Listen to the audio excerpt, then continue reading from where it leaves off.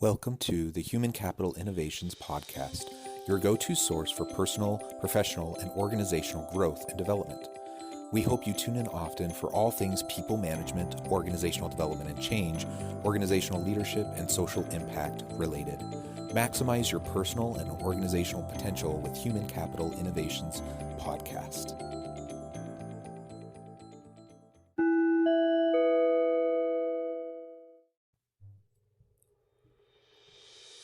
Welcome to the Human Capital Innovations Podcast.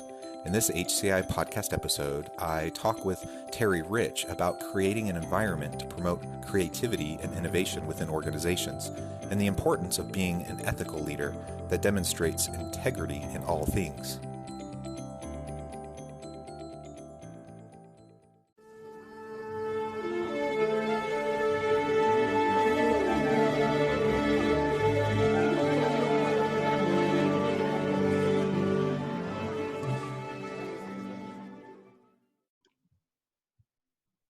Terry Rich, welcome to the Human Capital Innovations Podcast. I think this is always fun to learn and to talk about great leadership ideas. Awesome. I'm so excited to have the chance to talk with you, someone of your experience, 25 years plus of doing some really great stuff with organizations. In just a moment, I'll read your bio for the listeners so they can get to know you a little bit. And then I'll give you a chance to share a little bit more about yourself if there's anything else you'd like to add. But I want to just preview for the listeners. Today, we're really going to be talking about creating innovative organizations. How do we create an environment that will support and encourage innovation? And also, what are some of the ethical considerations around how we lead and interact with our people and other key stakeholders that are impacted by the decisions that we make within organizations. And I know you have lots of experience in all of those areas. So I really am looking forward to our discussion today. Hey, it's been a fun life. Let's get started. Yeah. Terry Rich is a successful CEO and president of 25 years who loves to engage and entertain audiences across the globe. During his appointment by 3 governors, his leadership increased lottery sales and profits by 50%. He also led the Blank Park Zoo to profitability from a $600,000 deficit while positioning it as the second largest attended attraction in the state. His national insight on business, banking, gaming, TV production, marketing, PR have all led him to success in his professional career and to his passion for public speaking.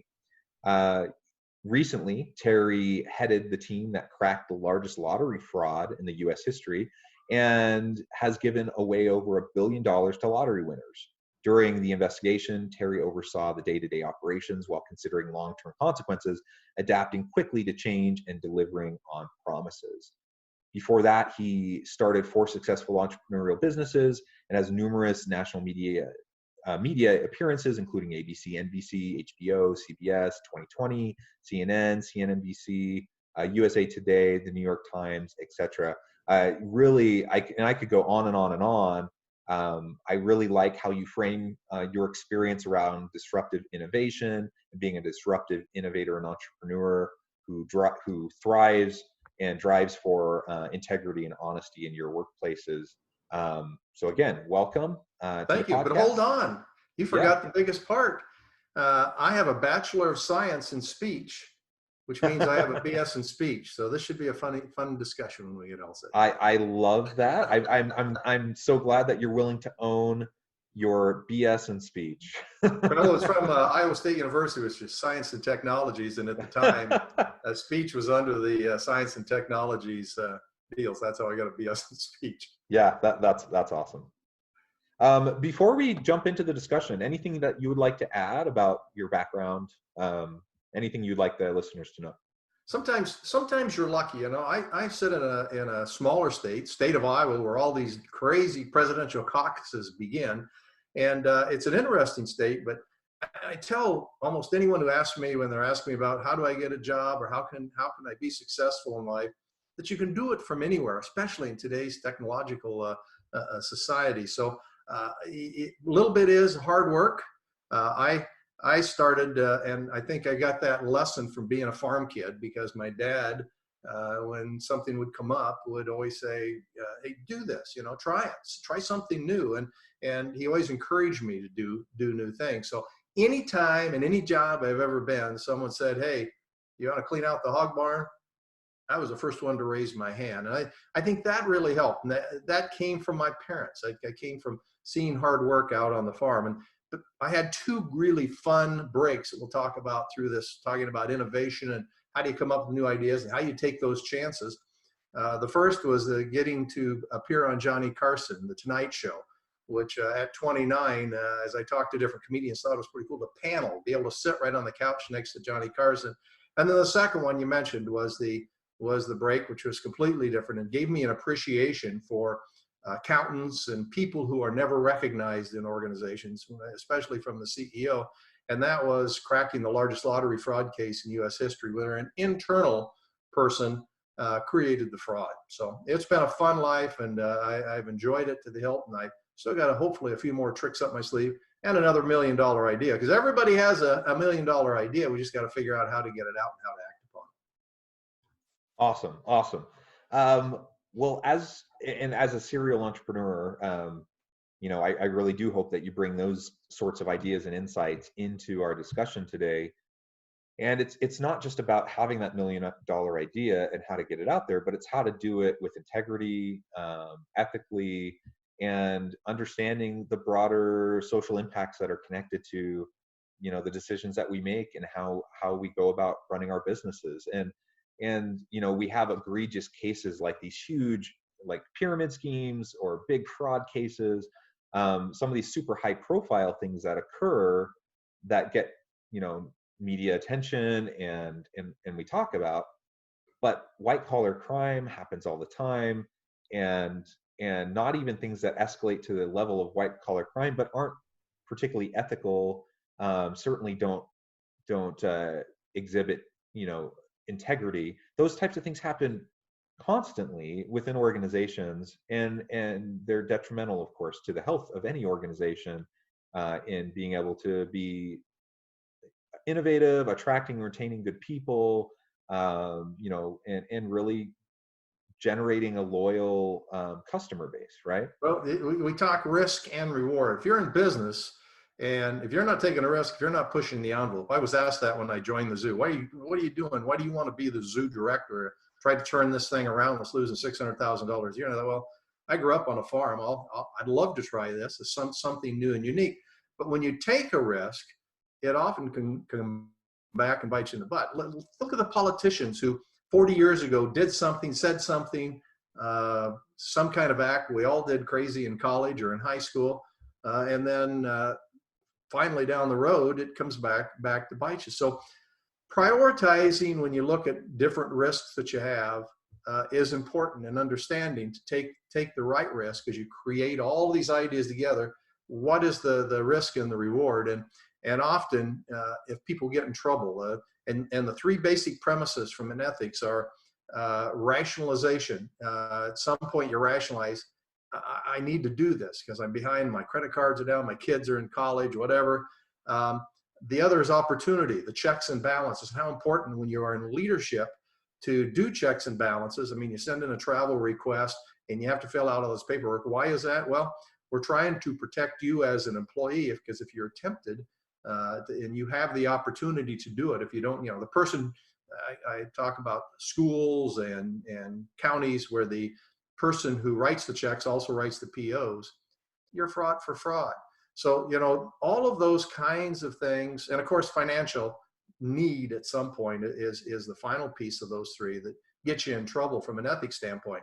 So when you're trying to create an innovative environment, you want to reward risk, but you also want to understand the things that can happen if you go way off the chart and do something illegal or unethical.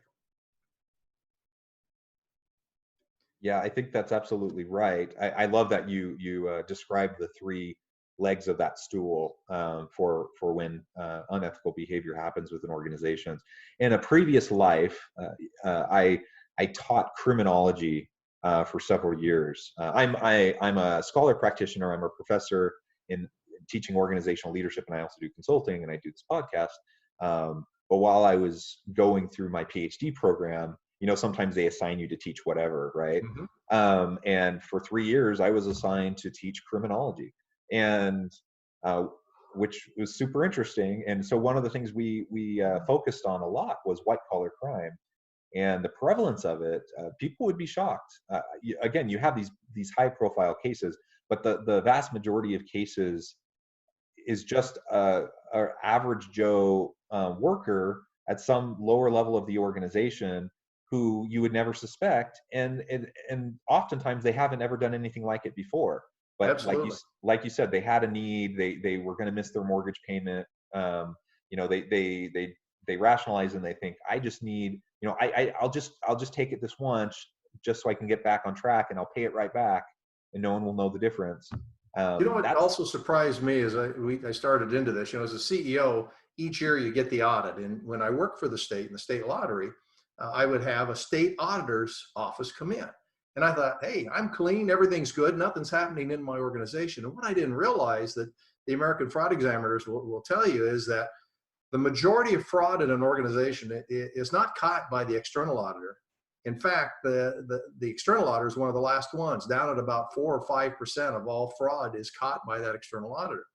Fraud is caught by employees, vendors, and anonymous tips. So you want to make sure that you have a hotline or somewhere that people can at least say, hey, this doesn't feel right, you should check this out, or employees that'll be able to do it. Then, of course, management oversight, internal audit, but the actual external auditor is down the list quite a ways on how to catch fraud within an organization. And that surprised me, because I figured as a CEO, heck, you have the big state auditor come in, I'm good.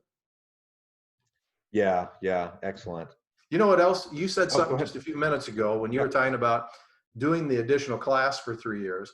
It goes back to the innovation we started with, and that is you raised your hand. You did something that you hadn't done before, might have felt uncomfortable, yet you learned something new and you had a lot of fun in doing that. You learned a whole new trait or technique. And many people are afraid to go outside that. I heard just a few years ago, you learn different things, but a few years ago as a CEO, I heard another CEO, a couple of millennials that talked the Good Life is the name of their company. Now, a couple of guys started, it went great, and they had all these millennials working for them. It was creative, it was entrepreneurial, it was fun. And they noticed that everybody's coming to a meeting and say, oh gosh, I have to come to this meeting, or I have to do this, or I have to do that. And they called everybody in and said, whoa, wait a minute. We're going to eliminate the word have, and we're going to use the word get. I get to come to the meeting, or I get to go to a meeting that's cantankerous because I was chosen. I have the ability, I have the expertise, I have the desire and the drive to learn. And all of a sudden, the entire organization became positive from negative. And I pass that along a lot. And I give those guys credit, because that was something that, to me, I get to do this interview. I get to talk to you. You got to do this new course that expanded your horizon. And that probably is so much more fun, because you have accomplished something you didn't really realize happened. And that happened a lot to me in my life. Well, yeah, and actually that's a good segue, I think, into having more of a discussion around creating an innovative environment within organizations to drive success. I think I want to hear your thoughts on, how you, the nuts and bolts of how you really go about doing that. But I think one of the main things is you just have to create a learning organization where people are rewarded for appropriate levels of risk taking, and for trying new things.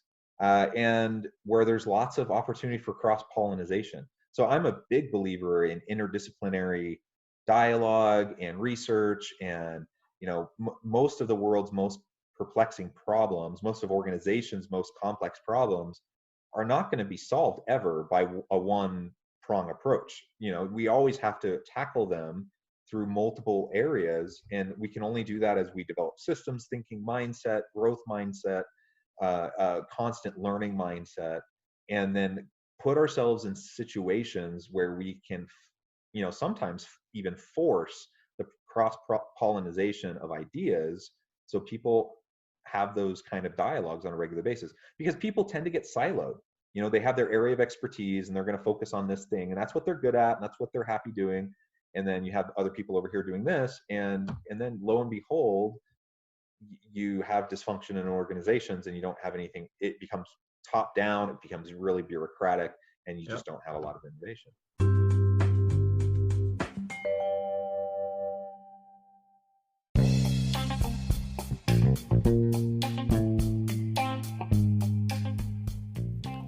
I'm excited to announce the publication of my new book from HCI Press, The Alchemy of Truly Remarkable Leadership: Ordinary, Everyday Actions That Produce Extraordinary Results. Consider how the nature of work has shifted over the past 50 years. With increased globalization, rapid technological advancement, and the shift in economic composition, the average job of today looks very different than the average job of 50 years ago. What will the jobs and organizations of tomorrow look like? Moreover, what does this all mean for organizational leaders? What are the core competencies and capabilities of organizations and their leadership that are prepared for continued disruption and geopolitical and socioeconomic shifts? Regardless of what the future holds, increasingly, leaders need to be socially minded, data-driven, decisive, champions of talent, and disruptors of the traditional notions of leadership, teams, organizations, and work. The Alchemy of Truly Remarkable Leadership will help you to explore your own leadership competencies and capabilities and consider ways to apply and implement them into your workplace and personal life.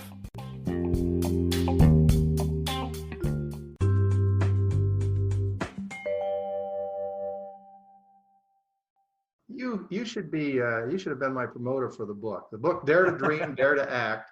I learned over the years a couple of things, and one is if you say, oh, you come in with the boss, you go into a meeting. I need some ideas. We're 10% down. What do you think? What do you think? Everybody looks around. Well, mine is a two-step approach. The first stop is dare to dream. And what you're trying to do. When I went to Napa Valley, you go out there, and I thought that a winery had some vines, some grapes out behind the place, and they use those grapes every year, and that's how they got the best wine. But no. They go out and they take different grapes from all the different vineyards and try to figure out what the best one is for the mix they're trying to create. And that's the idea when you're trying to brainstorm. Everybody brainstorms. You take that bushel basket, you get at least 100 ideas in any given meeting. But the big thing is to be able to get rid of the no-mans in a meeting, in that first meeting. So you don't want to judge at all. No judgment is so important. So if somebody says something, you don't want people going, oh, that's the dumbest idea ever. You're trying to get rid of the no-mans. And the no-mans, it's the lady on the end that's saying, no, man, that's the dumbest idea I've ever heard. We've tried that before. And what you find in that first step, if you can just set the rules of let's get as many ideas, let's get 100 ideas, and then we're just going to walk away from it. We're going to write all those ideas down, is that now you've got a basis to work around, and everybody feels free to say whatever. Because I'll guarantee you the receptionist who may be in that meeting, or the accountant or the lawyer, they're the first ones to say no on everything. They come in with judgment. If you can say there is no judgment here, we want every idea, we're going to put them together. That's step one, daring to dream. Step two is daring to act. And so you bring all of those ideas back, and that's the point that will keep you ethical, because the lawyer's going to say, hey, we could get sued on here. Here's our deal. Here's the reason why. Or the accountant say, we don't have the money to do this. But you get the entire group to buy in together on all those ideas to prioritize what the best one is. And that doesn't mean that number 99 is bad. It's just for today, the group thinks that if we're going to get that 10%, here are the 3 ideas that we should try, and then acting on it. As a CEO, and we all know many CEOs, I'll guarantee you there isn't a single one that doesn't get out of their car in a day, no matter how many millions their company's worth or how much it makes each year or billions, that doesn't look up and think, oh my God, I'm in charge today, and has a little bit of apprehension of whether they can really pull this thing off. But yet when they walk into the door, they have confidence and they make a decision. So once you get all the ideas and you prioritize, you get the group together, if the boss says, hey, let's do it, it empowers everyone to get together and do it. So that's a good way on the brainstorming idea, but here's my little secret. My secret to success that I found down the road is something called COT, C-O-T. You know how we all get together and individually, maybe you take in the shower or you dream at night. You should have a piece of paper and you write things down as you think about it. Otherwise you forget it. But I went into the lottery, state organization, and we'd get together and I'd say, hey, have we thought about an animal on a ticket? Or, hey, could we paint the wall blue? Or could we do this? How about this? How about that?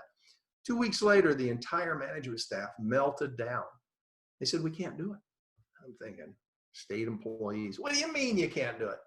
They said, these are too many things. I said, well, wait a minute.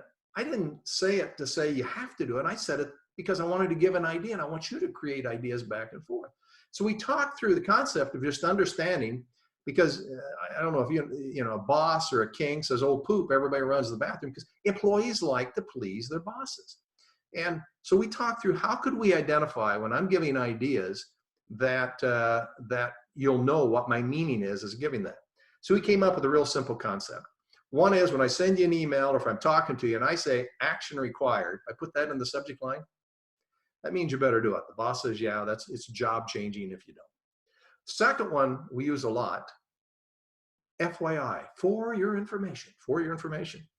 Well, we use that a lot, and that kind of means, well, yeah, read it when you can. We may discuss this, but here's some information that might be useful down the road. But the final one, I do about 0.5%, I figured out, on action required, because you want to talk, you want to discuss. FYI, I use what, 30, 40%, but about 50% of what I was started sending out was COT, and it stands for consider or throw away.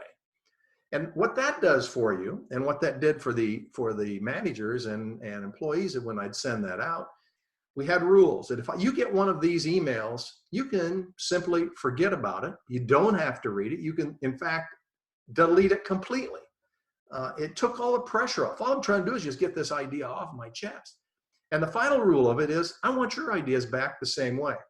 Now, why this seemed to work so well is they went back then and had their employees do the same thing. And all of a sudden, the receptionist who knew that chair in the front was soiled, maybe broken, somebody could get hurt, but was afraid to say because they didn't know if it cost too much or who's in charge of that chair.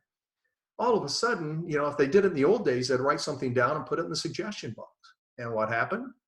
About 2 weeks later, they didn't hear anything because that suggestion maybe got pulled out a week later, would give them to this person, that person, somebody check. Nobody wants to tell the reception it's a bad idea because it probably might be a good idea, but we got to get back to them and have everybody talk about it. And then that receptionist is downstairs saying, I gave an idea, management never listens to me.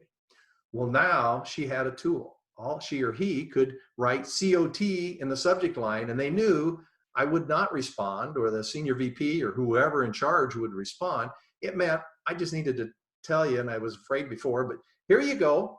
Now, we read them all, but they didn't expect a response. We didn't care. There was no judgment there. They had the opportunity to give the idea. Now, all of these ideas started flowing back and forth, and it became a much more creative environment. So try that with the use of COT in an organization, but be sure to tell the rules if they get it, or if you're talking to someone, you don't want them giving an opinion right away.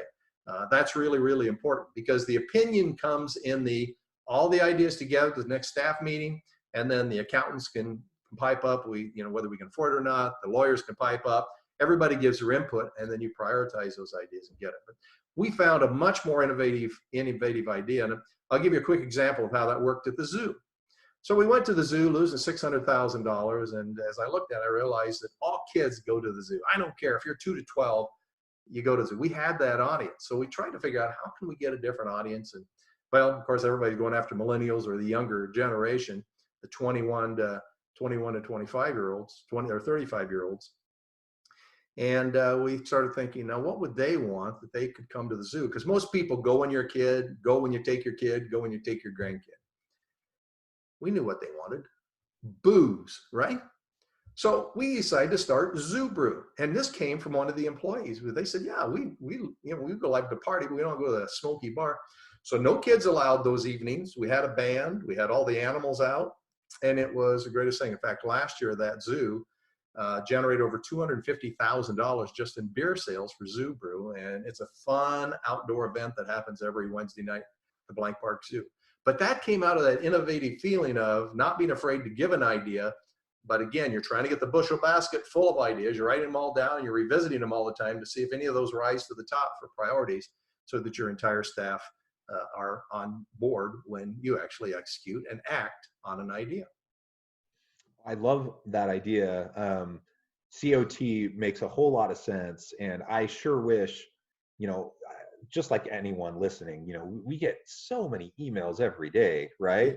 And that's you right. just try to stay on top of them, and you wonder like how much time am I wasting on these emails? And the FYI, the COT, you know, marking emails that way is a brilliant idea. It's super simple, and I love that you're trying to create a safe space for people to openly share, right?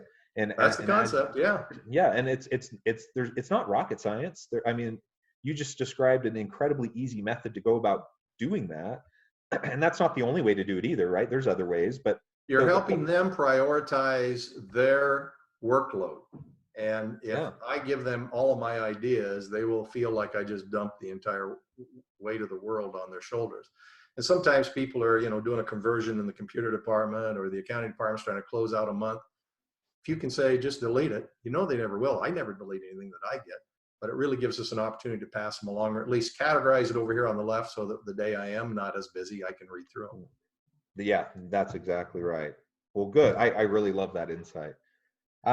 We just have a few more minutes, but I know you wanted to just share briefly about, and you've already talked a little bit about the fraud scandal. What can you tell us about how that went down and some of the key takeaways, lessons learned? Sure. The Eddie Tipton case was an interesting one. Guy walks into a store, buys a ticket, wins $16.5 million. Not a big deal. It happens every day. Fortunately, it was his bad day because he didn't realize he was in a state that required to disclose who won the ticket. And secondly, that in that store, out of 2,400 stores in the state, only 4 had video and audio being recorded. He didn't realize his audio was being recorded. He disguised all that. Well, this was an insider. This was a guy that worked for one of our vendors, the multi-state lottery, and he was the head security officer. And it took us almost 3 years to investigate it. But when something doesn't quite feel right, you go after it. And he was greedy. He had all the keys to the kingdom, and it ultimately was just a little dinky case. The other thing I learned is associates. You can think of any industry as if one little state or one little company, if one company was figured out something was happening with Coca-Cola and brought something up, you know, you could ruin that whole industry. Well, this was an $80 billion gamble because across the United States, more money spent on lotteries than the Major League Football, Major League Baseball, movies, and music. If you combine it all, that's still less than what's spent on lotteries. So I had cohorts that saying, just drop it, you know, pay it, don't do anything. I had people who said, well, it does feel kind of screwy, but you know, be careful because you're gambling with our dollars. And ultimately, we figured out that that it came back to this gentleman who was an insider, who was the person who was programming the computer to draw the numbers for that particular game. And when we found that, we dove deeper, got the Department of Criminal Investigation and the Attorney General's office in. And I hope you never get asked this question, but they were asking his friends, do you want to be the witness or do you want to be the defendant? And almost everybody said, I'll be the witness. Ultimately, we figured it out and we got full confessions out of all 3, which was a real tribute to our investigators and the state investigators and prosecutors to get full convictions, confessions, and sentencing for the largest lottery fraud in U.S. history. And the best part of it is never just one person that did it. It was a team. And I say that because one person figured out when it was all said and done, Eddie bought 2 hot dogs when Eddie Tipton, who was the culprit, when he went in to buy this ticket. If he hadn't bought those 2 hot dogs during the trial, he asked his brother to come in to be a character witness. And he said, that don't look like, that can't be my brother because my brother don't eat hot dogs. And you look over and a 400-pound guy doesn't eat hot dogs. The Associated Press picked up that story and put it on the national wires and went back to his brother who was trying to give the character witness hometown. And an FBI agent said, wait a minute, I investigated that brother for money fraud 10 years ago. Gave us that. By the time it was all done, we got the connection. And that same brother was a Bigfoot hunter. If he hadn't been a Bigfoot hunter, it wouldn't ultimately done because he did that through a Bigfoot hunter friend. And that's how we got the whole association with that. So we say Bigfoot, 2 hot dogs, and a lottery ticket helped solve the largest lottery fraud in U.S. history.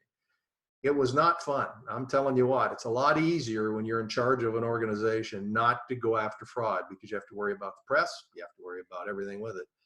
On the flip side, it's I can sleep at night. If I'd let this go, it'd still be happening today, no doubt in my mind. And on a nationwide basis, that's pretty scary. So a lot of good causes get a lot of money through the lotteries, and it was not something that, was it worth a gamble? Yeah, I guess so. Awesome. Well, it has really been a pleasure talking with you. I wish we had more time, and perhaps we can do this again sometime soon. Can I give you my last $1 million idea? Please, $1 million idea, and then I also want you to share with the listeners how they can get in touch with you. Oh, sure. $1 million idea. When Mega Millions and Powerball decided to be in all states, they were asking me for marketing ideas. I was in charge of marketing for Powerball at the time. Here's the idea. I looked up one night and there was the moon, and it was dark and maybe just a little sliver. And I thought, holy smokes, that'd be a great billboard. If we could get a laser or a spotlight of some sort and put the jackpot up there, everybody in the world would see it. So I did a lot of research and couldn't quite figure out technically how to do it. But if you and I could figure out how to do that, think about, we could own the moon. There's my $1 million idea. For contact information to help you out there and wrapping it up, contact information is pretty easy. terryspeaks.com. terryspeaks.com. It has how to contact me. It has how to you can get a hold of both of the books, the $80 billion Gamble and the Dare to Dream, Dare to Act are both there, and a lot of fun. But more importantly, this was a pleasure. Good to meet you via Zoom, and to have some fun, to tell some fun stories about a fun life. Yeah, thank you so much. It's been a true pleasure talking with you. I encourage my listeners to reach out to you and to look more into what you can do for them and to help them in their organizations. I hope all of my listeners and my guests have a great rest of their week. Thanks, everyone.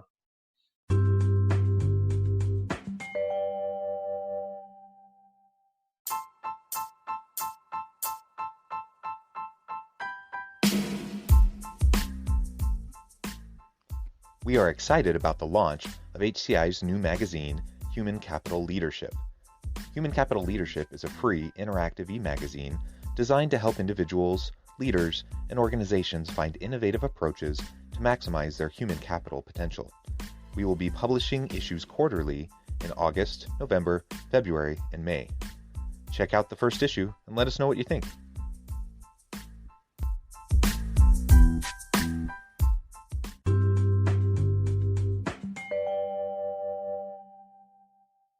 Thanks again for joining us for this episode of the Human Capital Innovations Podcast. I hope you stay healthy and safe and that you have a great week.